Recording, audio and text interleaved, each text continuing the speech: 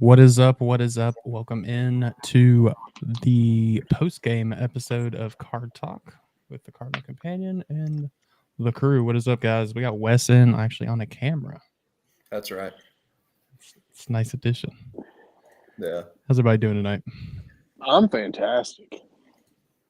I'm doing well, man. That was good football last night, man. I think that put the fan base in a way better mood, man. We definitely needed a comeback win, especially in that fashion after last week. I 100% agree. I think that I'm I don't want to say I'm split on it. I mean, I'm absolutely thrilled. But when you see the team come out and like play like that, like we seen glimpses of throughout the year, it's just I always just come back to the what ifs. Yeah, it's hard. It's hard not to go back to the what ifs. I mean, it's just been one of those years, and it's probably how we will forever define this team is, the what if. But man, I mean, since y'all are, I know you were at the game. I mean, for you yesterday, when did you have that feeling that it was over? I mean, probably Stanquan's interception on the goal line. The second one or first one? The first. The first one, that goal line interception, because it's like you saw Pitt kind of push down the field, and we're like, God, like this is. But that's one of those things that we've seen pretty much in every game. The opponent, I mean, except for, of course, Jacksonville State and Austin Peay, just about every opponent, except maybe Clemson, their first drive, they went right down the field. So, that wasn't as unexpected because, we've seen it so often. But it was the fact that we let them get inside the 20, and then we got a turnover out of it. Those are just some of those things that we've been pretty much begging for all year is, the defense to do something inside the 20, cause a turnover, do something. And, it felt like, the floodgates really opened after that first interception. It was like, okay, you can kind of breathe a little bit. Offense went right down the field. And then, we got turned around and, and got the second one not long after. And at that point, it was just a matter of, keeping the foot on the throat and, give Jeff credit. I mean, they didn't let up at all yesterday. No, absolutely not. Oh, just got Isaac White just popped up that he got an offer, I assume yesterday. Ben Davis High School running back, class of 25. Interesting. Out of Indianapolis. Also holds. Hey, we like Isaacs around here. Yeah, the last two Isaac that's running backs we have been pretty good. So. I'm gonna go off Brad what he said a while ago is that first drive when they had Holstein in the game, man, that was a very frustrating first drive because Reed was getting anything he wanted. I think it was the first 3 or 4 plays. I mean, the ball was going to him every time, and I mean, he was getting lots of yards. I mean, he caught a pass and he had three on the ground, and I mean, I was getting kind of frustrated. I'm like, dude, you guys know where the ball's going, and then they was it about to the 20? Almost close to the red zone, and then he threw that ball, and then Stanquan got that interception, and then it just went downhill, man. And I mean, I feel bad for Holstein because he's a great quarterback, man. That kid's got a future. He's going to be a star. And I hated to see. I mean, I thought it was just because he, landed on his head and, because he's had concussions. And then Brad's like, dude, you need to take another look, dude. It looked like his leg is messed up. And that was a nasty replay. That made me nasty. That was nasty. The whole play, it was one of those that, especially like being there in person, you see it like as you're, and I think it kind of like, I started seeing the play like as it unfolded, like almost in slow motion. But I think a lot of it was like, oh, like Ashton's gonna get a nasty sack here, and then it was like you see like being where it had that slowed down where it slowed down, like in your mind, you like seen it a little bit more, like being there, you were like, ooh, like something's Well, when it happened live on TV, and when he was on the ground, he kind of reached up to like get Ashton to help him up, and Ashton like grabbed his arm, and as soon as Ashton grabbed his arm, Ashton just like stepped back because I guess Holstein was in so much pain. And then that's when they quickly re-showed the sack on TV. That's when I saw the leg, because like, I mean, it looked like completely normal until he was falling back to the ground, and when he fell back to the ground, that's when you knew it was kind of serious. The great thing about the game was we got an interception from every quarterback that came in the game. That was, we've been complaining about interceptions the whole year. Yeah. You know, I mean, Thornton got the last one, and then Stanquan got two of them, man. It was man, the defense showed up. Yeah. And you know what's crazy is we had 4 last week, or was it 3? We had 3 or 4 last week, and only I think 2 of them actually count, or maybe only one of them actually counted. Yeah, one counted. Yeah. The other 2 were penalties on us, and then I think the third, I can't. Maybe they reviewed it or something. But I remember Quincy got one. Like he had to turn around and grab it, and he went for a nice little Quincy's run. Was crazy. But Quincy's was was crazy, man. You know, that's the thing about interceptions, man, is they're contagious, and they are something that once you can finally generate, they seem to happen more and more. And I mean, we've been begging for all year, but I mean, technically, you know, I know we had penalties, but they've technically forced 7 or 6 the last 2 weeks. So, you know, if they can carry that into next week, man, I mean, that would be, and you're playing an offense where you should be able to force some sort of pressure, because I mean, no matter who they throw out at quarterback, you got to feel good about it. And what's crazy is the one quarterback you probably don't want them to throw out there is the freshman. So, I mean, I think you set up perfectly for next week, and defensively, I do think Kentucky will challenge our offense in some ways we haven't really seen all year. They've been battle tested all year, man, for sure. Well, let's cover Pitt, and then we're gonna try to get into some UK towards the end. And the thing is that we were all talking about the Pitt's defense. Like I know Josh definitely was talking about it, but dude, we were very nervous because like they're very good on when it comes to the ground game. Like they are very, very good. But we knew if we can get the pass game going, like we were going to be fine. And that was the first thing out the gate. Like, dude, Shough and Hicks, man, Hicks, what a game, man. And Brad, you called that, by the way. I'm going to give you your flowers on that one. Hicks made some nice catches, man. It's just not, I mean, we came to play. I mean, our offense came to play against that defense. Yeah. And, you know, once again, man, Chris Bell, I mean, he didn't have what I tell you, man. Yeah. He didn't have all the catches, and Kelly Dickey tweeted it out, but I think he was maybe the second player in Louisville history to have 2 catches and over 100 yards. 100. What was it? 101 yards off 2 catches. Yeah, so like, that's nasty work. I don't know how great of a view y'all saw the touchdown. I know Wes saw it. It was right in front of me. Oh, so like when what a juggle too, man. But that was typical Chris Bell. I mean, that was his route that they always hit him on, that little, you know, cross pattern or whatever. And I saw the ball bounce off his hands, and I'm like, of course he drops it. But then all of a sudden he somehow keeps it in his hands, and I think Pitt thought he dropped it.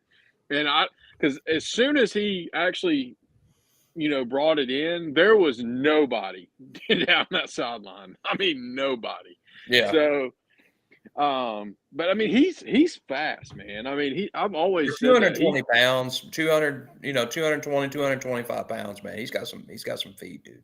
Yeah, he does.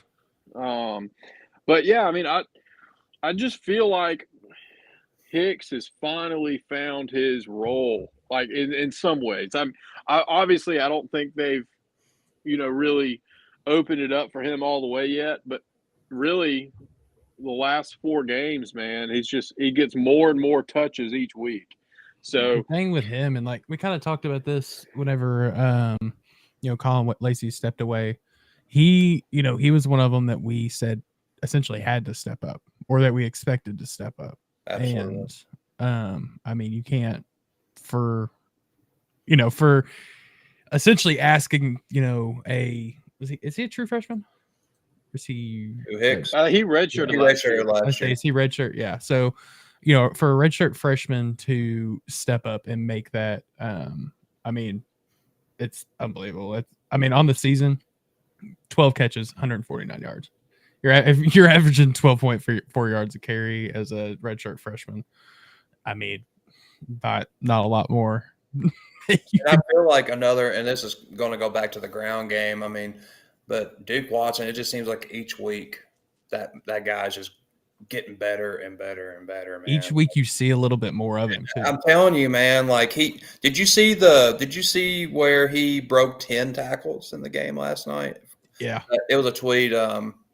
Man, I didn't realize he broke 10 tackles, which I could believe it. I mean, he broke quite a bit of tackles on that one or two runs he did. But man, I love Isaac Brown, but I'm really, really starting to like Duke Watson, man. He's a star.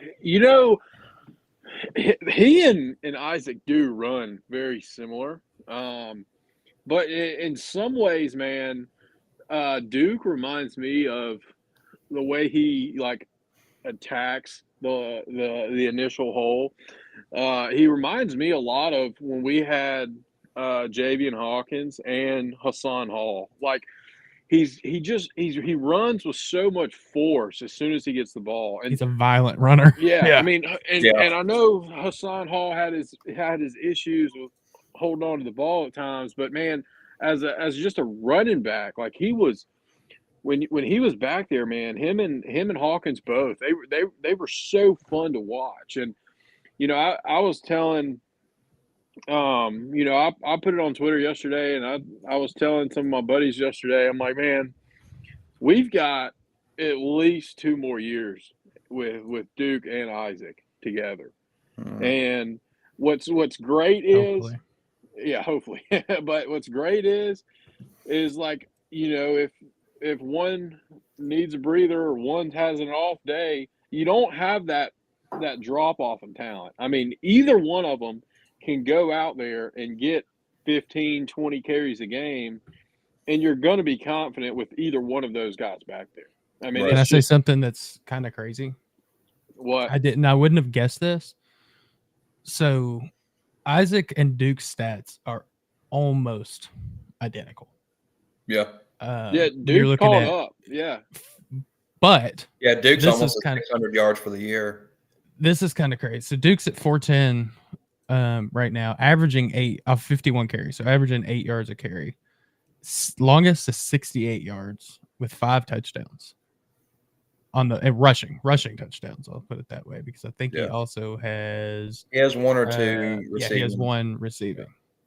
3 receptions for 51 yards. Just throw that out real quick.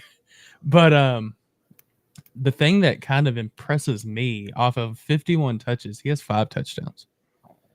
I mean, he's averaging a touchdown every 10 carries. That's kind of. I saw a stat today insane. that Brown needs 104 yards to get 1,000. Yeah, and he'll get it. If he has a big game tomorrow, if he gets over 100 for sure, then yeah, he's going to get it.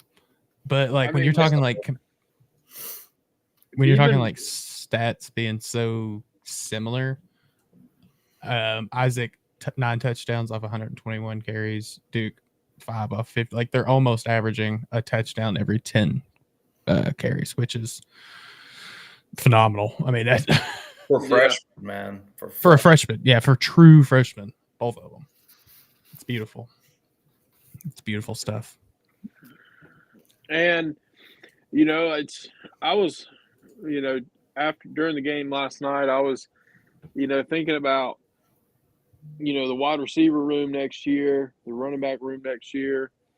Like you could go into the offseason with a pretty solid group of skill players. Offensive line, I know we'll have some questions there on, who comes back, who doesn't, but it's both years under Braun, the offensive line has been really good. So you have to be the injuries confident. that we've had to the offensive line too add to that. Yeah, especially with the injury, they've really played well. I mean, and to be honest, I don't know if we can really pinpoint one bad game they played. I mean, it's just they've been really, really good this year. So I mean, Max, I don't know if you heard this, but they said it on TV yesterday, and I did not know that. I guess I didn't realize it. But when Pitt sacked Shough, it was the first sack we had given up in 3.5 games. Mm-hmm. So, that's pretty good. Right. I mean, wow. I did not know that, but that's beautiful. We didn't give up a sack against Clemson. I mean, that was – which is crazy. Yeah. I mean, that we didn't give up a sack. I don't know how many we finished with defensively. I don't know how many we finished with yesterday. But I feel like we had – I mean, Ashton had at least 2. So, they played like a madman last night. Yeah, he was. And that's what we've been looking for from him all season, man. And finally they put him where he belongs. And I can't remember. I'd have to look and see how many tackles he had. Those are the only 2 sacks, real quick. But Antonio Watts, man, he had 2 awesome open field tackles yesterday. They were little swing dump off passes, and both times, man, he read it from a mile away and was able to. I think on the first one he was able to bring him to like a 4 or 5 yard loss. I mean, he was just, once again, man, he was flying all around the field. I mean, and it's been my question all year, and I know we talked about it yesterday a little bit, Wes, but like the defense, man, they are so like, I don't know if it's more so the secondary, but they almost wait until the plays in front of them to react. Like when Reed, there were several times yesterday when Reed was getting the ball, right, and you knew he was going to move. You knew he was going to either cut left or cut right. And they would wait till the very last second to try to figure out where he was going to go instead of just try to, run to him. And there was multiple times yesterday where the defense, I know a few of them slipped, but there were multiple times yesterday where the defense just got cooked, as the kids these days like to say. I mean, that Stanquan Clark, like when he tripped on the field. I mean, I think, man, he took that ish personal, man. Like, because after that happened, dude, he was fantastic.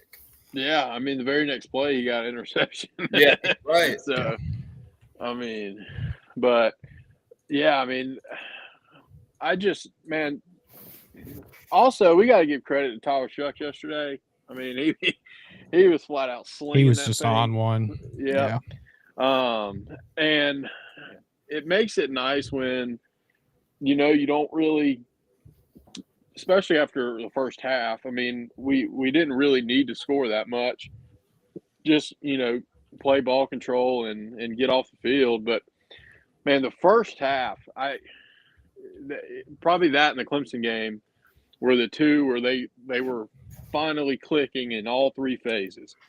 I mean, I know that was a big part of the Clemson game, but yesterday, man, offense, defense, special teams, they were all clicking. And I don't know, this is something I wanted to ask, and maybe Josh will have some input on it, but did y'all notice we were kicking the ball off short yesterday? And I wonder if it was because if Pitt had they called a fair catch every time, except every single time. Yeah, and I wonder if that was something they noticed, was why kick it out of the back of the end zone if they're just going to fair catch it? Like. And granted, weird to me. I don't know why, but it was super weird to me. Yeah, so I have a hatred for the rule of fair catches. If it's on the turf, then it shouldn't be out to the 20. whatever. Like I can't handle that rule. It's the dumbest rule ever. Like if you fair catch it in the playable field, that should be a spot. It should be spotted at that point. I cannot stand bringing it out when you fair catch it on like the 9. I think it's stupid. Yeah. You know, and I also I know I need to give credit to Brock Travelstead yesterday. He was on one yesterday. Yeah, his kicks were beautiful. He didn't miss one, and he was perfect. And it was funny, man. Just self-consciously, like when I'm watching, because I have YouTube TV, and for whatever reason, you know, I've normally, whenever McGavick or somebody tweets about the play that just happened, I've already seen it. But for whatever reason, with field goals on YouTube TV, I always know the outcome before the kick goes off. And every time McGavick like tweets out the kick is good, and I watch it, I'm still holding my breath. I'm still holding my breath every single time. But yeah, man, Brock was awesome yesterday. Got to give him that credit where credit's due, because he has had a shaky year. So I dove into this earlier because I was curious too, because I was like, God, I feel like the last couple weeks he's really showed up. Brock has not had as bad of a year as I think we think. Well, you're right, because you know from till I guess maybe October, middle to end of October, he had 6 misses on the year, and all of them were out from 50 yards or out. So, well, as I say, he's 1 for 5 for 50 plus, 7 for 9 for 40 to 49, 4 for 4 from 30 to 39, and then 4 for 5 for 20 to 29. I'm like, minus that 20 for 29, and like, I mean, that sucks. I mean, there's nothing you could say about that. That sucks. But I'm like, you know, 50 plus. I'm like, you know, you're talking 50 plus in college. Yeah. Like that's elite level kicking. Yeah, it is. I mean, like that is next level kicking in college. Yeah. It's hard to really judge a kicker if he's missing, you know, if he's making pretty much all of his kicks except for 50-yarders. Like, but the thing with him, I mean, 7 from 9 from 40 to 49 is pretty solid. Yeah, and like the thing is with him, it's never been about the power. It's just those longer field goals. He has the leg. It's just they're either just a touch to the left or a touch to the right. I mean, so he missed 1 40 to 49 at Virginia and 1 against Clemson, but he hit 3 against Clemson in that range. So I'm like, and where did he miss that 20 to 29? I just hope Jacksonville. He doesn't miss them next week. Oh, it was Jacksonville State. It was He missed 1 at Jacksonville, or he missed that 20 to 29 at Jacksonville. So I'm like, if you're gonna miss one, let's hope that he keeps those kicks. He's been on fire lately. He's not missed. Let's see. So he hasn't missed. Let's see. Why? Okay, these stats aren't updated for some reason. So PTs, I don't care about. He's 3 for 3. He didn't kick any against Stanford, I guess. 4 for 5. So 7 for 8 since, and then let's see. 8 for 10. So he's 8 for 10 since Boston College. Yeah, I mean, since Boston College. Yeah, and that's a miss from 40 to 49. Oh, yeah, I know he missed one in Boston College. Because remember, that was when, and a 50-yard. Yeah, he missed a 50 plus at Boston College. Yep. So I mean, he's kind of been on fire lately, to be completely honest. So yeah, I mean, he's, like I said, in the early part of the year, man, it wasn't that he was just missing, you know, routine field goals. It's just and I think a lot of that was, you know, in some of those games we were up, and so they were more so just trying to see, you know, from pushing a your confidence limits standpoint, if he can make those. Which, like I said, he's the fact that they kept allowing him to attempt them, I mean, shows he's got the power. I mean, it's just like I've always said, it's just a matter of that accuracy, just a touch to the left or a touch to the right. So we'll get on here. Who, in your all's opinions, your standout offensive player?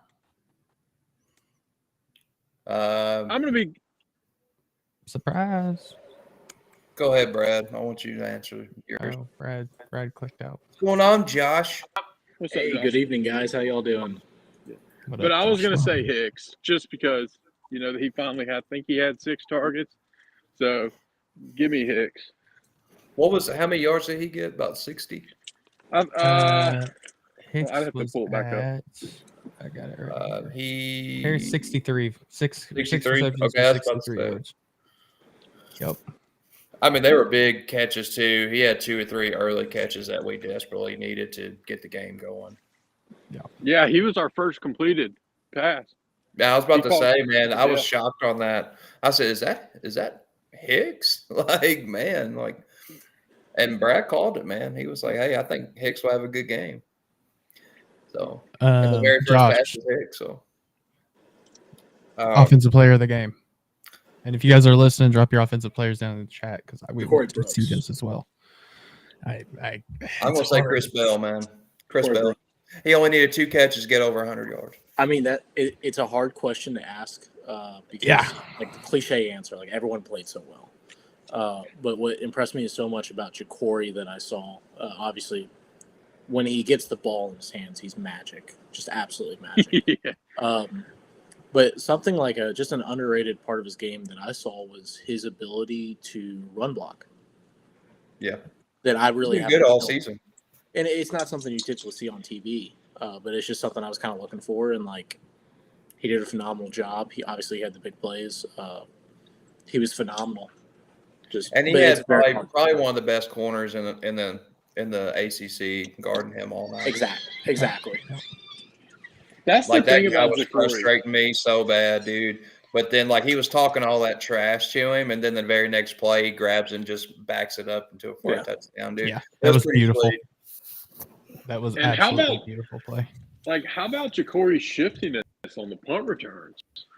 I mean, he did a few moves. He about busted too. Yeah, he was about to get another one, man. Yeah, he was like literally an arm tackle away from busting two was twice. And the longest one was 22 yards. It was. But yeah, I mean, that one. I've always been questionable as to why he was returning kicks, but he kind of showed that yesterday. This is good. Yeah. But I wonder. Um, I want to know, like, as we get, into the bowl game, the team up the road, and then next year, like, is that a position that Hicks might be able to fill in for us or excel at next year? Obviously, we I don't hope. know, man. That's a huge step, dude. That's a very. I think I don't think that's a Hicks is not that replacement. I mean, you're talking just two. I think he'll be like a Chris wide Bell receivers type of guy or something next year. It's really Hicks, weird for me. Hicks is in at 5'10". Like I can't. It's really weird for me because you see a lot of schools kind of going to the train of thought where it's like we want a specialized guy just to return. And U of L tried that this year with bringing in Jalen Lucas, and that didn't work out. And I think you could see that transition happening, where it's not like, we have a young wide receiver or a young halfback, he's just going to return. It's like, okay, well now we have a dedicated guy for it, and I would like to see them maybe that's a area of concern. Like it's not like super high up on your needs in the portal, but it's definitely like something where you're like, oh, okay, cool, maybe we could do this. Hey, Jalen Lucas is at a very, very unhappy place at Florida State right now. Maybe next year. Maybe. That's one guy that we didn't get in the portal that I was very disappointed that we didn't get. But anyways. But if you are going to go with someone from the current roster, and I'm going to say his name, it has to be Colin Lacey. I mean, I agree. He was the best kick returner in the country. Anytime he touched the ball and kick return, like you were holding your breath. But like I said, personally though, I'd like to see him go get a specialist for it. By the way, can you guys hear my washing machine in the background? My dishwasher. All right, cool. Thanks. Doing it no headphones, so you know it's. I'm gonna go offensive player, and I went back and forth on this. Like I think Chris Bell for.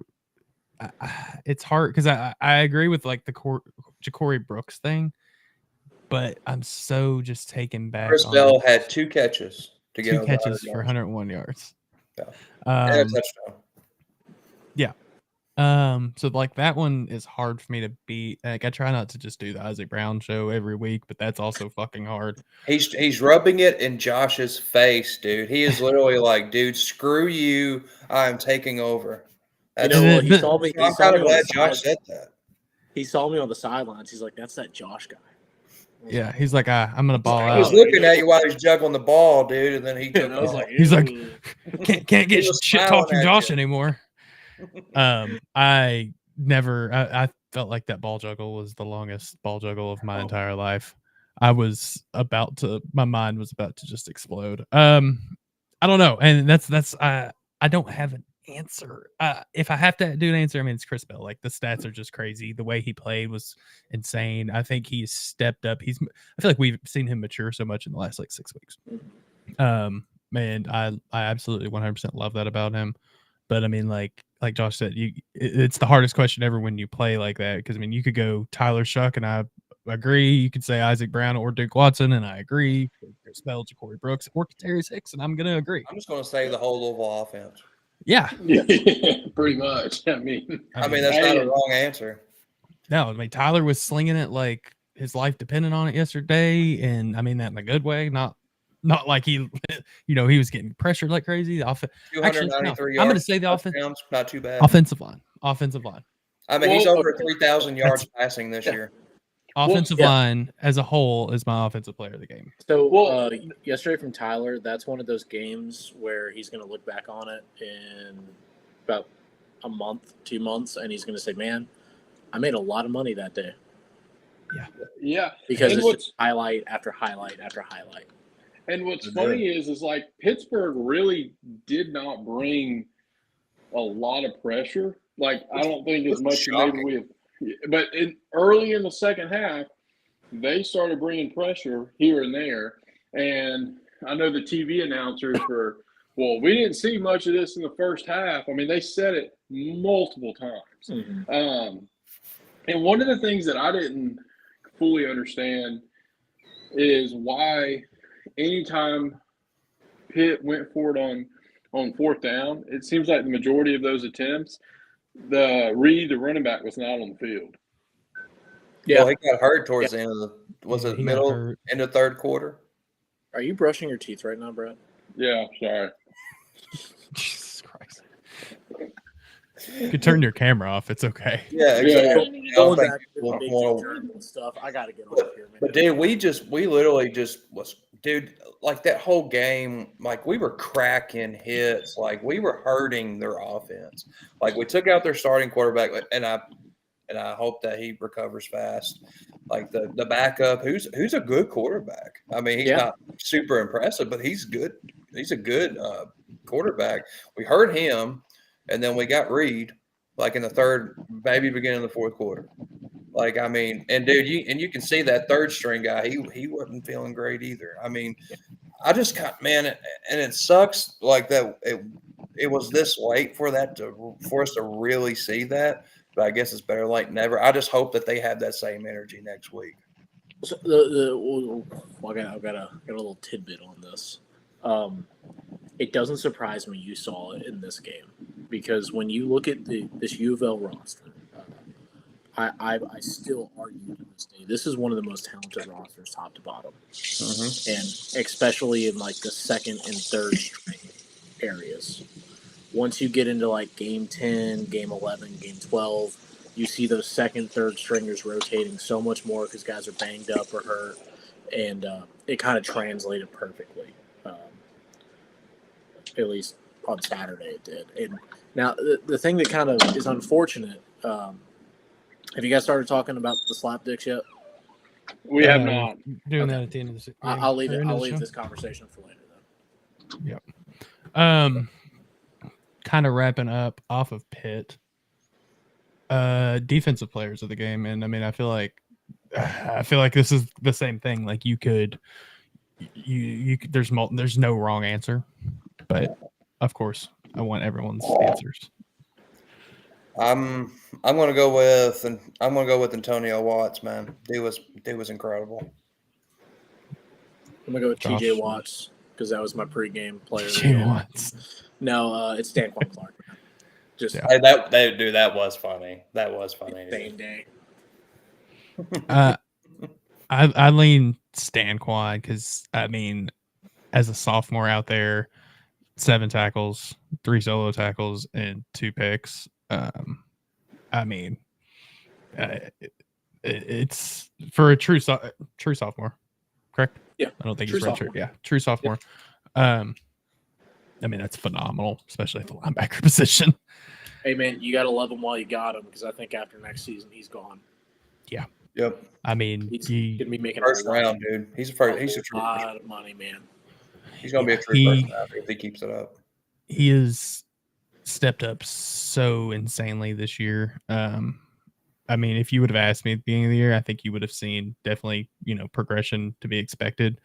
But to go from 15 tackles last year to 67 this year, and last year, you can see the potential in a heartbeat. Mm-hmm. Yeah. But did I? It was the potential, but it was rough. It was rough. Yeah. Did I think that he was going to grow this much?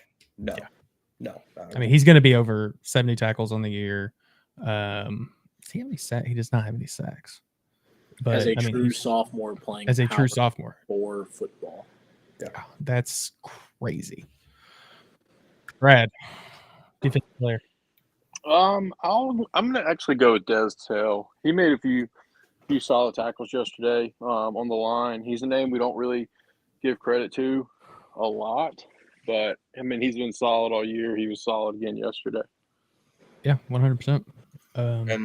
And we did that without Jared Dawson, man. Like Jared Dawson's a very important guy on the line too. I was very happy with our defensive line, man. They came to play. I don't think there's really. I mean, I like to play devil's advocate, but I really don't think there is like a negative you could say about yesterday's game. No, I mean, man, like coaching was there, which trust me, we've been very. I'm gonna say it. I almost tweeted it in the middle of the game. You got to take your hat off Ron English. Yeah, that is. If you're going to criticize him, you got to give him his props too. Yeah, I mean that perfectly called game. You gave up 7 points to a top 40 team. Yeah, and cool. Yeah, cool. Good. But I will say this, and I'm gonna let this go. Okay. Yeah. Just so. Yeah. I was watching that game. I was happy and I was mad because it's just like you're playing this well against Pittsburgh. But it was the same thing we seen at Clemson last week. What happened? And we'll never know. We're never going to know. But I was happy, but then I was mad because, dude, did you see all the upsets last night? Like, dude, yes, we would have been first 4 out at the least. I don't want to have that conversation because I know, but I'm just saying what we're all thinking. But anyway, I'll let that go. Yeah, no, it's pure pain. I mean, honest to God, because we talked about it literally after the Clemson upset. It was, well, this needs this, and this needs to pan out in order for us to, be in contention to actually make that next step. And by God, damn near everything has played out now. And we still got a week of football. You're going to see the ACC get 3 teams in the college football playoff. Entirely possible, especially with what happened in the SEC. If they don't, I don't think they should punish teams that lose their conference championship. Personally, I agree. If they don't do that, I think there's a very good case for ACC champ, SMU, and Clemson. Well, I agree. I think Clemson's going to get steamrolled Saturday. So. I don't. That's the thing. I don't think Clemson belongs there. Especially because we feels- beat them and then we lost to Stanford that next week. Now, if we didn't lose to Stanford, then you have a totally different case. It's a and like don't be surprised about it. This may sound super homerish. Do not be surprised if Louisville's ranked like 25th in the call on Tuesday night. I mean, I wouldn't, right now. I think we're at like 29th. Yeah, 29 in the AP. In the AP, yeah. The 20, CFP in receiving. Yeah, the votes. CFP has liked us more than the AP and the coaches has all season. The metrics still love us. I mean, my God, FPI still has us as a 13 team. Yeah, I was about to say we were 13th or 14th when I saw. It wouldn't surprise me at all if you see Louisville like 25, and if you do, it's really good for the other ACC teams because it props them up. Yep. So no, I agree. You go win this week, and I think you're in that 17 to 21 ballpark with like a legitimate shot at a pretty decent. I mean, clearly not the bowls we wanted, but you've got for how things this season turned out. Mainly the Stanford game, but I think you have a chance to be in a better bowl than I think if you would have asked me last week. So me and Max talked about it a little bit offline on Saturday.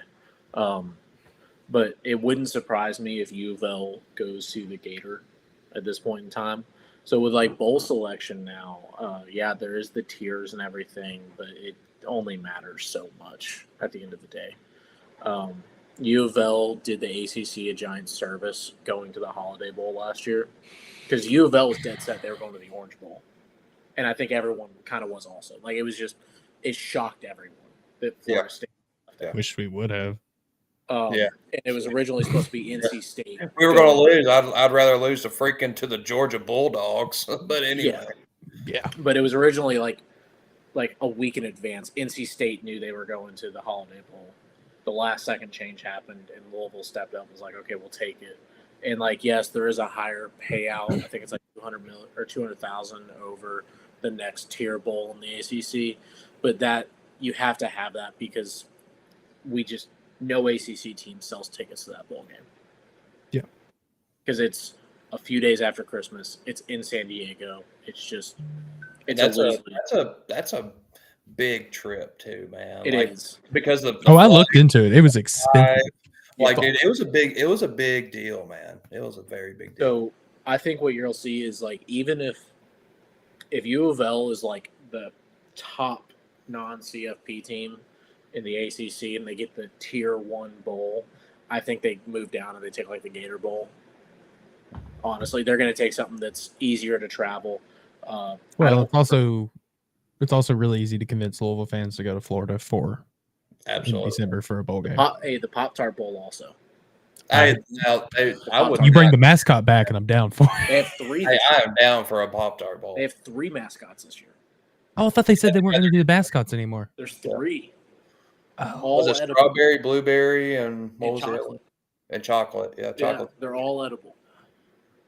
I'm suddenly much more interested. I want to see Jeff. Was it last year where they went to the toaster or something like that? Yeah, he came out of the toaster. I'd be down for the Pop-Tart Bowl. And, I mean, that's a pretty cheap flight. Was that Orlando? Is that Orlando? Orlando. Okay. Yeah, it's a direct flight from Louisville now. Yeah, and Lexington. So yeah, I think they're going to get a Florida Bowl. I don't think the tier system really matters. They want something that's easy for the fans to travel to, and they can turn into a recruiting trip as well. As long as it's Music City Bowl, I'm cool with it. I also think it's bullshit to expect us to go somewhere out west again for 2 years in a row. Yeah, like that's not fair to the fans. To play California. Yeah, I mean, I'm still. I don't. I'm trying to think of the best way to say it. I don't think it's fair to play a bowl game in like your home state. I agree. Like USC playing in the Holiday Bowl to me is kind of bullshit. But it happens. But I think it's wrong, especially when you got a team traveling the entire country. Yeah. So, it'd be one thing if it's like Oregon versus USC in the Holiday Bowl. Yeah. But yeah. So yeah, no, I like that. I'm definitely down for a Florida Bowl. That would make me pretty happy, and it makes it a lot more realistic to pull a Friday and go down. Yeah. So, anything else on Pitt game that you guys want to go over, talk about? Since you're just getting in, Josh, you got anything? I mean, I got. Yeah, let Josh. Yeah, go ahead, nerd out, buddy. It was just.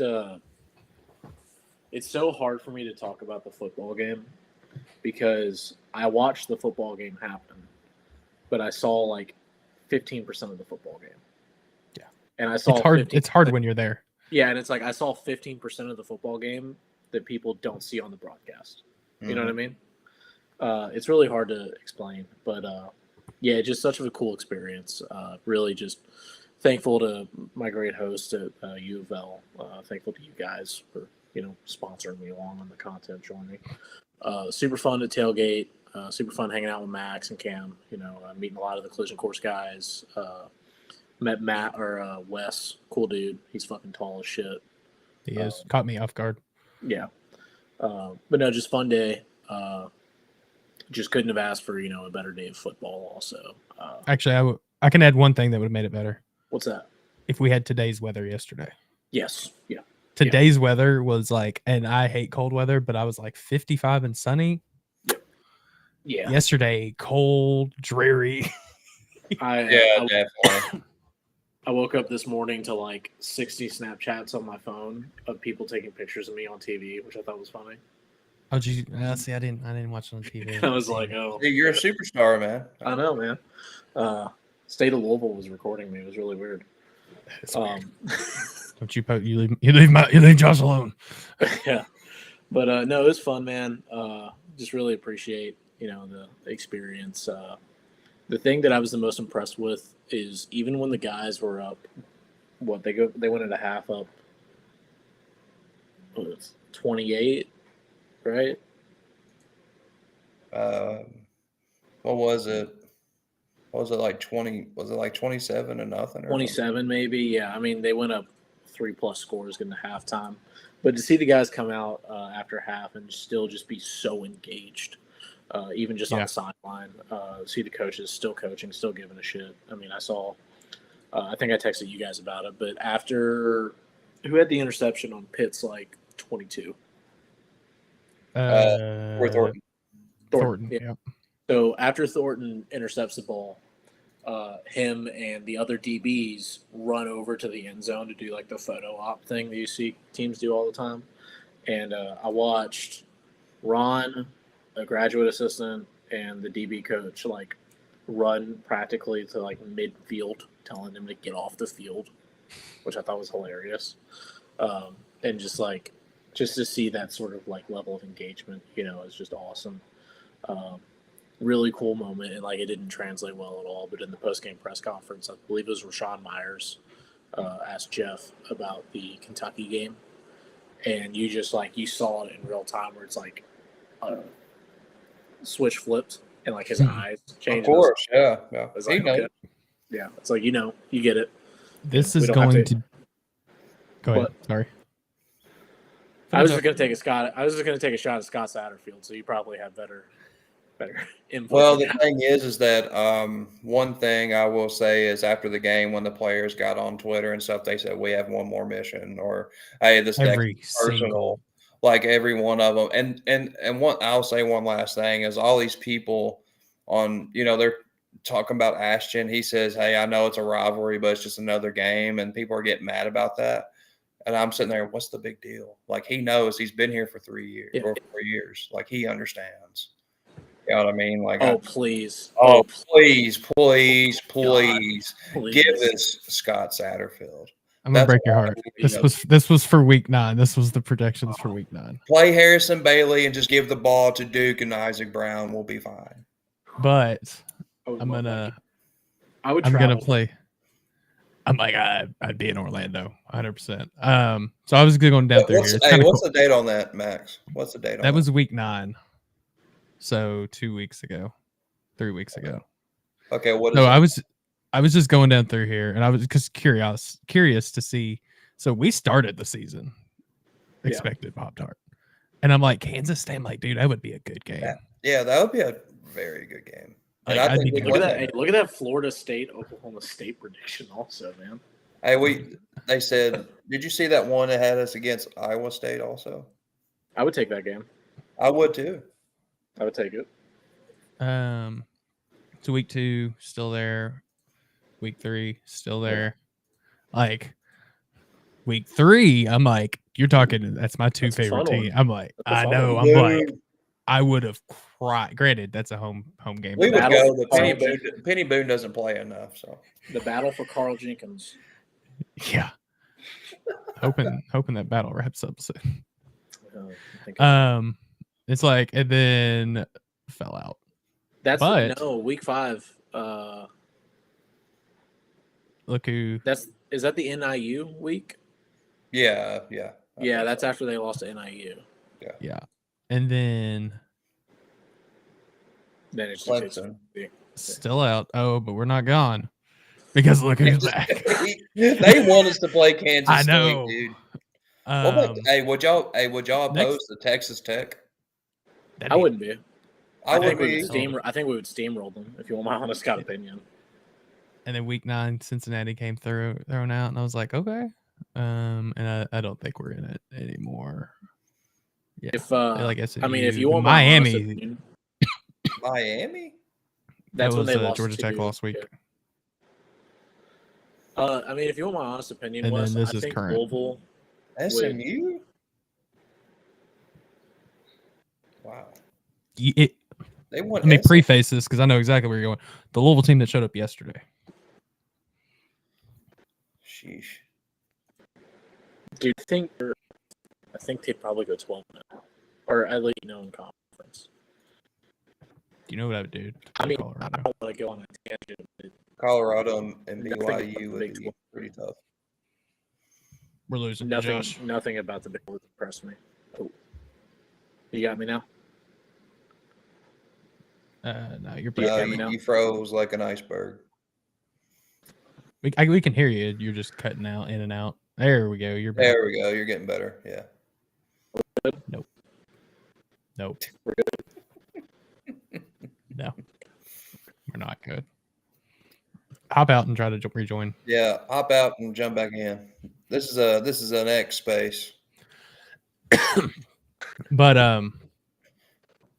yeah, I actually, since we're on the topic, before we get to UK, the other team. Yeah, I'm not one of those. Not for real though. A Pop-Tart or a Gator Bowl, I would be super happy with. What's that one that's in El Paso, Texas? Is that the Sun Bowl? I think so. I mean, I wouldn't care about that one either, honestly. I mean, you rather want the Florida Bowl for sure, but if it was like the Sun Bowl, like down El Paso, Texas, at the least, and I wouldn't be too mad. But I know a lot of people wouldn't agree with that. Your internet is not happy with you.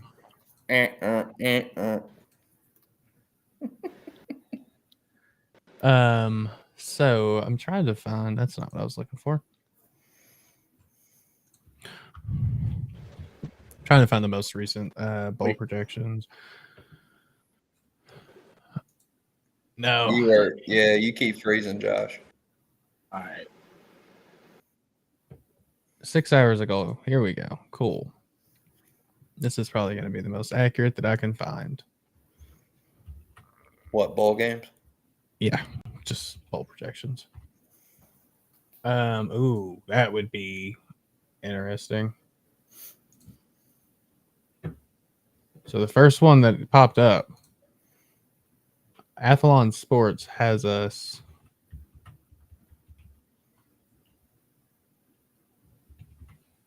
in the Gator Bowl. I'll wait till Josh gets back. Go ahead and pop it on. Maybe not. Yeah, maybe not. All right, so Athlon Sports has us in the Gator Bowl. It's a very interesting matchup. A&M, old times. Hey, Josh. Hey. How do you feel about the Gator Bowl against Texas A&M? Yes. I agree. Yes. So fun fact, does my video look bad? Because I can't see you guys. No, And you No, look it looks great. good. It looks It's- good. It's You look clear nice and and crisp. fit in that white tee. Oh, it's actually off-white. Thank you, Mary. Now, hey, could you That's guys imagine say that we went to the Duke's Mayo Bowl and they're pouring all that Duke's mayonnaise all over Jeff's bald head? Jeff would love every moment of that. Dude, I would crack up laughing, dude. He's one of the few coaches that like I feel like all that cheesy stuff, like he relishes that because It's like remember when we came back and beat Georgia Tech last year and he put on that little helmet? exactly. Dude, I was like, there for that. It he was was beautiful. smiling, dude. He was happy. Like he loved that stuff. He's like, hey, as long as we win, I don't care. I'll do whatever you want me to do. That helmet better be in his office. Yeah, it better be. I bet you it is too. What are you thinking, Josh? I'm just thinking. About So right now is a really weird time for me. Yeah, we're still in the season. Obviously we have our most important game of the year next week. Every single week is. I'm gonna steal that here on out because I love that. But it's just so weird for me because right now I'm really focusing a lot on more of like the National Signing Day, transfer portal. Yeah. You know what I mean? Oh yeah. It's just that kind of time of the year. It's extremely fluid for U of L right now. Without I'm not in the business of breaking news or anything, but just there's a lot going on in U of L world. There is. Yeah. We will try to bring you any news as soon as we find out about news. That is the only thing that I can promise. But I'm not one that goes out and like post cryptic stuff usually. And the only time that I've ever done that, and it's like it's not even like to be cryptic and stuff. It's more or less just to like, I guess, let people that way. It's not like total anarchy whenever something comes out. If I ever do something like that, it's not clout chasing. It's literally just be like, hey, don't be disappointed. And for the thing for it to be, who, it's just like, well, all right, way to blow it out of the water, type of thing. But I mean, I understand everybody's different, I mean, everybody has their favorite, recruit and stuff that they really like, but it's as long as it's not a certain 2 or 3, then I'm all right with it. I mean, that's just more you got to go to the portal for. So a little behind the scenes how I operate. I mean, you two know this, but you may not. I personally, I'm never going to spoil a kid's commitment because that's a kid. That's just on a personal level. I'm not going to do that. And then at the same time, there's a lot of info that I'm told or hear that I just don't make public because, one, either I'm asked not to, or two, I wait until someone else also verifies the source. I don't need to be the first person. That's not the ballgame that I'm in. Like Ray Lewis taking that he's the favorite to be the new FAU head coach. Dude, what was so funny to me also is, Adam Scheffner, man, he's catching all kinds of stuff right now. I mean, I put out a thing like last week. I was like, hey, just a heads up, Brian Brom is a legitimate candidate for a job. And after like the Ray Lewis news came out and Scheffner put it out, some dude like got in my mention. He's like, "You effing idiot! You don't know what you're talking about. You're just spreading misinformation." I was like, "Really? Cool." And then like 30 minutes later, like 247, I was like, "No, this is not a thing." Per our sources. Yeah. Per FAU, I think at one point they didn't FAU actually say something. Yeah, they said that is not happening. Yeah. And I'm like, Josh, you're in the clear. So like, this isn't me. Like, you should have went to that same guy, Josh, be like, so what now? I did, and he didn't respond to my message. Really? Oh, they'll send something to you, but once it don't happen, then they get quiet. Yeah. No. So, little tip and advice for any viewer here: if Adam Scheffner reports something college football related, 9 times out of 10, it's not true. Yeah, he needs to stick with pro sports.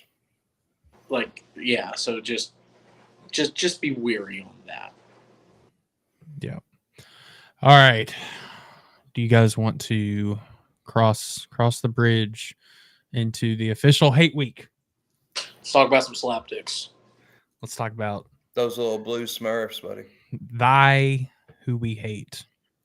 So I'm looking at their stats, and like I've not watched a single UK game. That's not true. I watched Auburn. Forgot about that.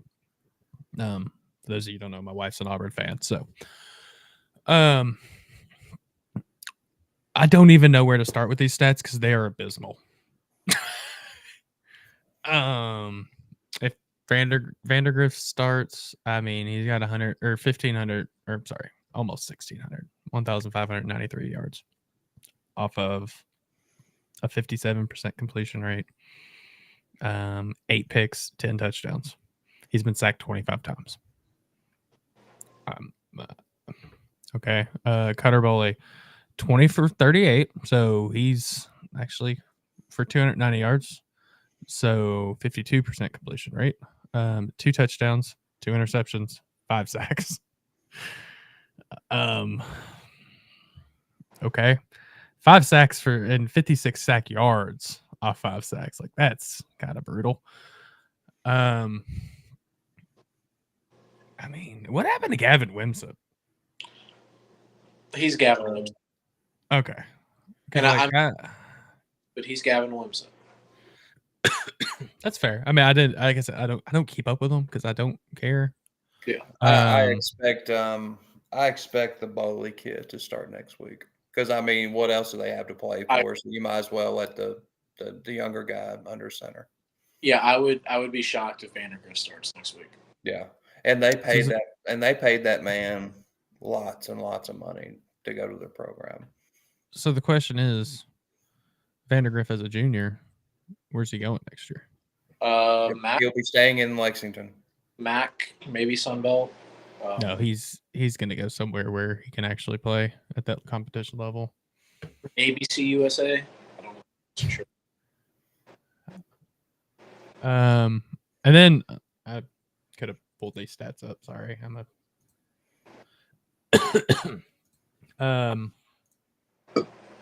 And dude, they talked about how he was looking off season, and they're like, "Oh, he was on Georgia's football team and stuff." Man, he's just been so bad, dude. I'm not trying to clown on the kid, but I mean, he's just not been impressive by any means. To be completely fair here, I mean, even like I was hearing from non-UAK people back in spring. I think he had a very good spring camp, and I think he probably had a good fall camp. It's different when you're playing on a real field compared to a practice field. There's some guys that just cannot translate. Of course. Yeah. All right. So getting into rushing, looks like, shared the load for the most part. Jamarion Wilcox. Is that the Yeah, he's a freshman. Yeah. Oh, okay. Nice. Okay. Yeah, he's very good. I mean, he's good for them. Yeah. I mean, 6.6 yards a carry. That's not bad for a freshman. Especially with the offensive line. Yeah. But other than that, I mean, that's the only 2 real running back numbers. I mean, because then 3 and 4 quarterbacks. So, I mean, as long as you don't kick to Brown and you cover him and Key, and you can stop Wilcox. I mean, all I can say is he better kick that through the uprights every day. Yeah, I mean, you better kick that sucker to the stands. You hyperextend that hip if you got to. We don't need to kick him. But again, it's just this thing that we say every week. It's which team's going to show up. Are we going to have the team that played last week against Stanford in a big game, or are you going to have the team that showed up against Clemson and Pittsburgh? Yeah. Are you guys shocked, by the way? My what? Are you guys surprised by the 3-point spread? I haven't even. I thought it was. I was going to finish that up. I'm not. Because like the thing that pretty much all the models that I've seen have Louisville winning by between 7 to 11 points. My thing with that is I mean, we were what, like 11-point favorites last year. Yeah. Yep. Yeah. And so like Vegas honestly might just be like in the same boat we're at. Prove it. Yeah. I mean, honest to God, that It could also I mean, sharp could be what? a sharps trap game. Yeah. Receiving, I mean, Danke, we all know the name. Barry Brown, honestly, I kind of expected more out of Barry. I did too. But I think Well, this has more to do. They brought in that transfer, Macklin, is that his name?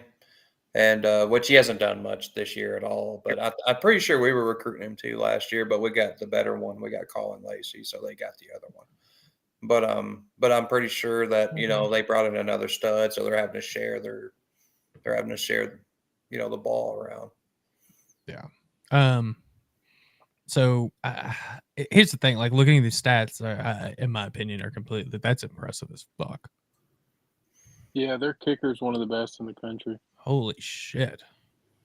Sorry, I gotta cut back on. Well, he'll be gone after this year. So I just want to see these lines. 15 for 16. Lord have mercy. 2 for 2 at 50 plus. 4 for 4 at 4 to 49. Wow. better hope that if it don't come down to them kicking a field goal to win. That is impressive. How many block kicks do we have this year? 5? Yeah, 5. Something like that. Yeah, I think we lead the country still. That hair is phenomenal as well. I don't know. I don't even know why I'm looking at stats, honestly, because we all know that no stats have anything to do with this game ever. Well, it's just they're not very happy, which, of course, what offensive coordinator is Stoops ever happy with? And we Can you guys hear me, by the way? So, Yes. Liam Cohen. Yeah, Liam Cohen. And then they go out to Boise State and get this clown. And basically he almost throws him under the bus after the loss last night, but then he tries to recover like, oh, he's coming back next year. It's so hard to talk about Kentucky. And it is, yeah. It's not even just from the Louisville aspect of it. To put it nice, they've just been so bad all year. And I don't think how in the world did they beat Ole Miss at Ole Miss? Well, man, Did you watch? I take that back. I did watch that game. Yeah. Lane Kiffin.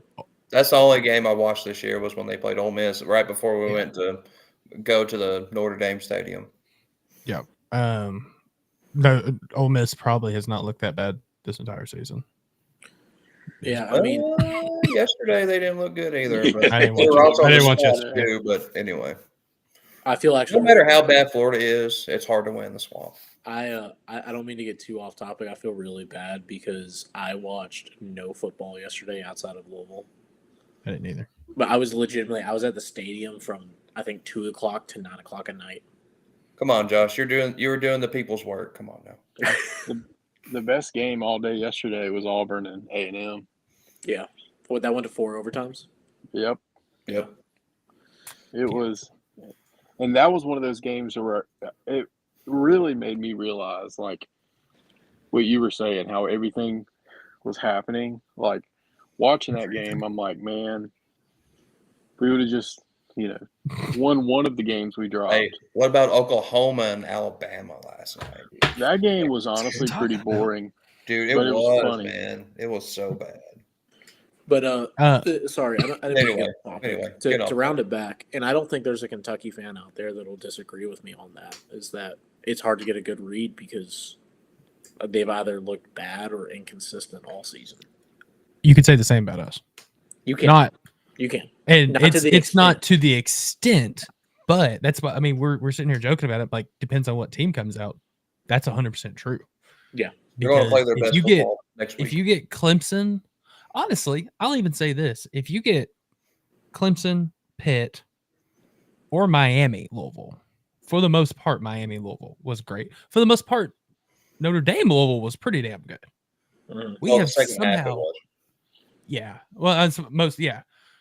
We have somehow played up to a point, but like where we probably never mind. This is a soapbox for another time. As long as you don't come out and play like you did against Stanford, or I hate to say it, I still think we didn't play great against SMU. I agree. Same thing for Virginia. That was not good football. Yeah, Virginia, should've Boston won that College. Boston. I mean, so that's the thing that scares Boston me. College is a highlight of that. When Kentucky forces teams to play down to their level, they play well.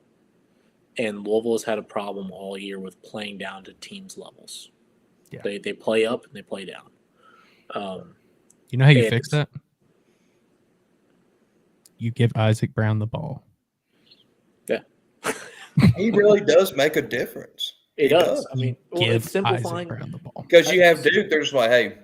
Or Duke. But if you just have Duke, they're like, all right, now focus on 26. But if you have 25 and 26, which one's going to get it?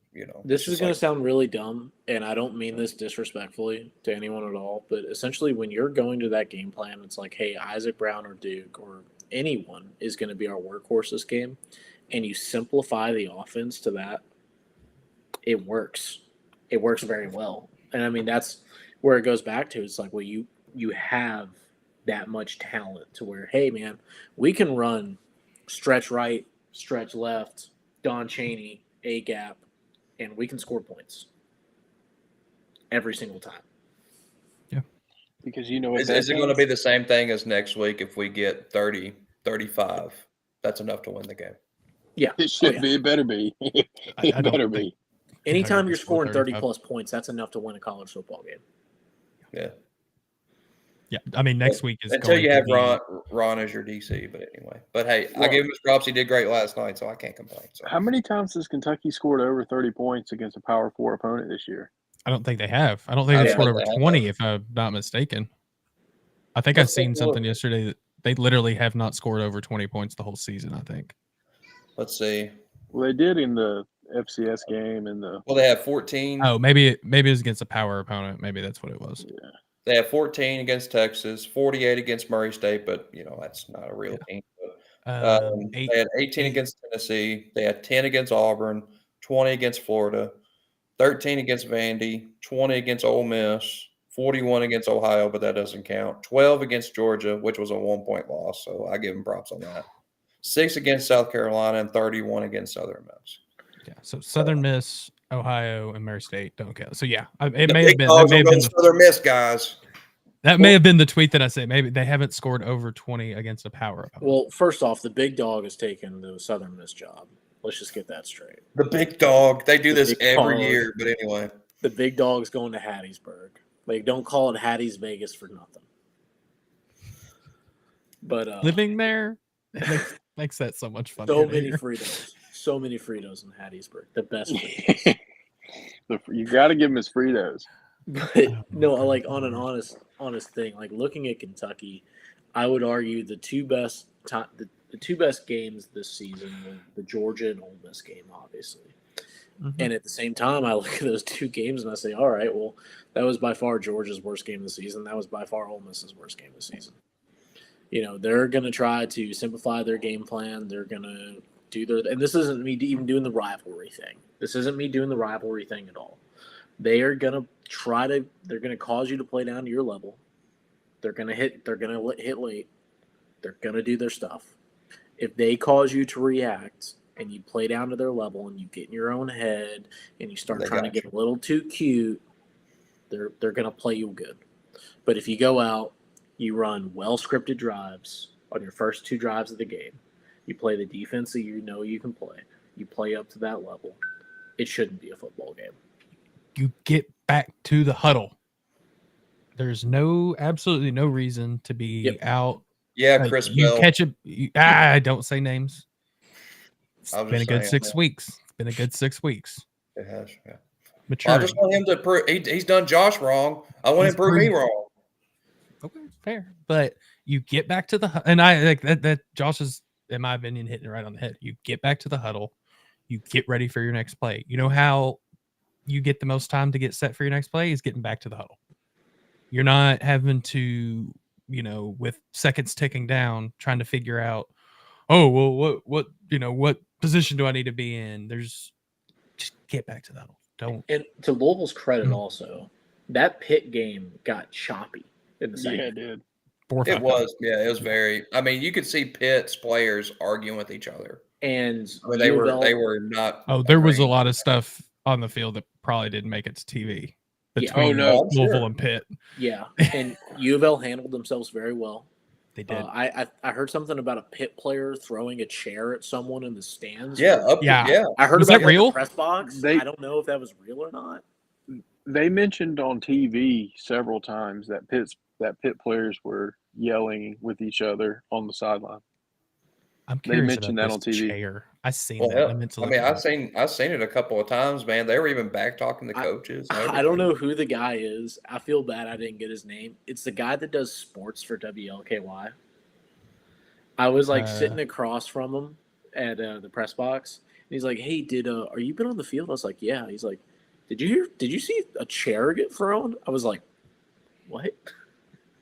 I was like, "You mean like WWE?" Yeah. Hey, man, I remember Lamar's last year. They were throwing trash cans. So I mean, Yeah. It's fair. But no, I was there at that game too in Lexington, dude. I thought I was right next to it. It was the craziest thing I ever seen. Kentucky's going to get chippy before kickoff. They do it every year. Yeah. So prepare for that. Prepare for after opening kickoff, they're going to try to get in your head. I mean, we saw it last year. I mean, they did the same thing last year. They did it. I got to the game in 2018, probably an hour before kickoff. They were doing it then. Like, they do this every year. So just try to ignore it and just go beat them on the field. I mean, that's because the longer you let that continue on, like Josh said, the more they're going to get you trapped into their style of play, and that's the last thing you want. Well, and that's why I go back to it. Run your scripted drives and run them well. Because if you go up on them 14-0, you're not worried about that. It's not a concern. Yeah, and this is one of those games, kind of like when Holstein got hurt yesterday. If you can get up 2 or 3 scores, this Kentucky offense is not good enough to come back like they were last year. Like, their offense was much better last year. So if you can get up 2 scores, even 17, they're not coming back unless you just completely forget to play like football. You do a 2 touchdown lead, they're just going to quit. Yeah. And that stadium's going to be super full because I was just looking at. and we have no reason to say otherwise. They're looking at us as an automatic win. Like, that's going to be our 5th win. It's not. There's Kentucky just released tickets to U of L to resell. Yeah. Yeah, like it's not. So we're doing like we did for basketball last year. If you filter by 2 tickets, there's 1,459 listings available on SeatGeek. Like, there's going to be nobody there. So that's at least 3,000 seats, and that's their senior day. It's Kentucky football. Are you surprised? They're back to their old ways. I mean, like, this isn't me doing the rivalry. And this is why we have to win because, dude, I don't know if I could take another loss, man. We should have won last year. I mean, without a doubt, we should have won last year. But so this year, if we still lose to that team, you know what's crazy? I don't know what I'm going to do. The if cheapest only we had ticket Shough as our quarterback last year. The cheapest ticket's $55 if you get 2 tickets. 56 if you get 1. Did y'all see their attendance for the Murray State game? No. Oh, it was bad, dude. I don't know the number, but it looked really bad. It was Joker Phillips bad. Yeah. Like, it was spicy. It was. There's no way Stoops comes back for another year. There's no way. I'm tired, dude. I'm tired of trying to track that because I hear something different every other week. He's coming back. If he beats us, they're going to want him back. All right, guys. We got 7 minutes. So, of 3 keys, like usual. 3 keys to success in Lexington. And then who's going to be your offensive and defensive players? So, Go I ahead, thought this Brad. was a Thursday thing. Yeah, I did too. We can wait till Thursday. That's fine. I like that better. I'm going to ask Josh this question just because I asked him the other day, and he may not know yet. But like I asked you with Pitt and how their offense relates to someone we've played, can you relate Kentucky's offense? I mean, is it that bad? Like, if not offense, what about defense? Like schematically, who Okay, do so Their defense is schemat- good. yeah, defense schematically, honestly, nowhere near the talent, but pretty similar to Notre Dame from a scheme standpoint. Nowhere near the talent at all. Kentucky's still very talented. Do not get me wrong. I will say that. This week will be a great barometer for how much talent you truly have on your team. I was talking about the second and third stringers earlier. Kentucky also has very good second and third stringers. Like, just getting that out there. But schematically, very similar to Notre Dame. They blitz a little bit heavier on the outside than Notre Dame did. Offensively, though, and like this isn't me doing the rivalry thing. There's no one. I mean, that's Austin P. Like it is legitimately a terrible offense. You going, Josh? What? Are you going? Oh man, so I got a lock on some second row seats, visitor side. I didn't Second get row? approved for media, sadly, and it's probably a good thing that I didn't get approved for media at that. I don't want media at that game. That's disgusting. I'm probably gonna hold off. This is where you become a fan. This is the game that you are a fan. I'm probably gonna hold off. I think we're planning on maybe traveling to my sister-in-law's house on Friday in Virginia and spending the weekend and early next week with them. I'm debating on going, or I don't know. I'd really rather just ride it, enjoy it at home. It's gonna be cold as hell. It's gonna be cold. What's the weather looking like? Like 30. Yeah, it's gonna be. Yeah, it's a crappy stadium, dude. So It is. It'll be even more cold in there. I've been to a lot of games there. It is not a fun stadium to go to a game, and that's not the high is 39. Yeah, it's trash, man. It's trash. Yeah, that's kind of why I was like, if I could get media and sit in the press box all game, sure. But I don't want to sit in that shit, man. No, I agree. So, all right. Any closing thoughts before we hop off and I go eat dinner finally? What are you having? You're eating dinner at 10 o'clock and almost 10 o'clock at night. Well, yeah, I had to get on here and do a show. Remember? Oh yeah, that's right. Well, here's my thing. Oh, go ahead, Josh. Go ahead. No, you go first. Mine's gonna be long-winded. I'm just very happy about the team after last week's very embarrassing loss. I mean, no one's going to take that harder than, of course, the players and the coaches. But I'm just so glad how they come out last night. I mean, they come out with like their heads were on fire. Like, I mean, so I know we said this a couple of times already, like that the coaching staff hasn't lost this team. Like, that's very important. And I have every confidence in Jeff Brom, but I mean, in this new era of football, you just don't ever know. So, because a lot of these guys came because we went to we went to Charlotte last year. So then that goal was no longer accomplishable.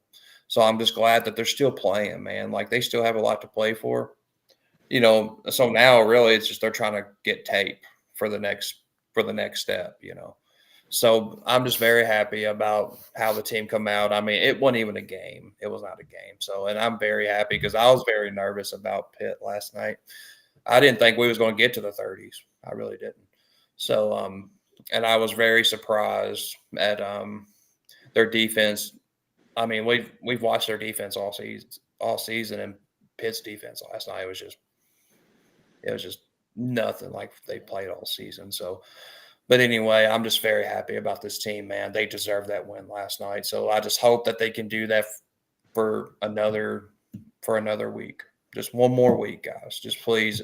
Because the one thing that everybody was saying that the Pitt game, we don't care. We care. But the one that we want is next week. Josh. Very similar to what you said. I want to give a huge shout out, by the way, to the fan base. To be completely honest, I thought the attendance was going to be miserable, and it wasn't. What was the number? It was like 49 45. something. Okay. How many? It was like 49-223 or 49-2. That's awesome. It was good. And what was really nice for me is just being on the field, man. L&N is a loud stadium. It is. It is. Even when it's not all the way full, it's a loud stadium. So just, especially just very appreciative to the fans for getting out because, like you said, a lot of us, I even said it where I was like, oh, it doesn't really matter. It's stress-free football. The fan base didn't act like that. And on top of that, the team didn't. You had guys coming out playing with their hair on fire. A phenomenally coached game, both sides of the ball. Can't complain. Just everything. Truthfully, I'm waiting to do a rewatch probably tonight or tomorrow morning on TV because, like I said, there's only so much I didn't see. Right, I saw. But just awesome environment, awesome, and go out and you still have a lot to play for, man. Win this game on Saturday, and then once we get to the bowl, we'll get there, and that's a totally different can of worms. But just very happy, very, very happy. Josh, when you do the rewatch, pay attention for Antonio Watts' 2 open field tackles. They were incredible. I heard one. Yeah, I was gonna say I heard one. Incredible. Yeah. But yeah, I mean, it was good to get that feeling back of, okay, we're gonna go out and we're gonna beat the crap out of a bad football team. And Pitt started out great, but they've been really bad the last few weeks. But you handled a below-average football team, and now you've got, like Wes said in the chat, I mean, this is personal, and you've got a week to prepare, and you can make a lot of people feel a lot better about this year if you go and handle business next week. Yeah, I mean, I think the biggest thing is, kind of what you guys hit on. The team hasn't given up.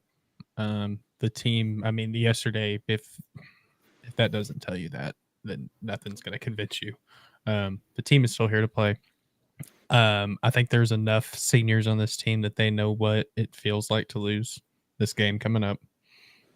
Jeff Brom sure as hell does after last year. And I think that you've got so much veteran leadership on this team that, if somebody does drop their head, start getting something like that, like it's going to get, they're not going to get pulled out, but they're going to get, they're going to have somebody right on their shoulder. Like, no, man, we're doing this. I think that's going to be key. I mean, I think, I do believe we're the more talented team. I think we're the more, and I mean, you showed it multiple times. I mean, Miami, Notre Dame, Clemson, like you've done it all year. It's just time to go out and do it, but we'll get more into that. One more thing. What year was it where Bobby had his infamous pregame speech before the Kentucky game in the locker room? Was it 05? 2014. 2014. Are you talking about the fight picture or the slap? Yeah, where he grabs him by the hoodie or whatever. Okay, I was about to say I couldn't remember if it was 14 thing. That was back in the 2000s. That may have been the one I was thinking of because I saw one year I heard some audio, and the players were talking about that moment and how they knew, basically at that moment they were going to go out there and just dominate.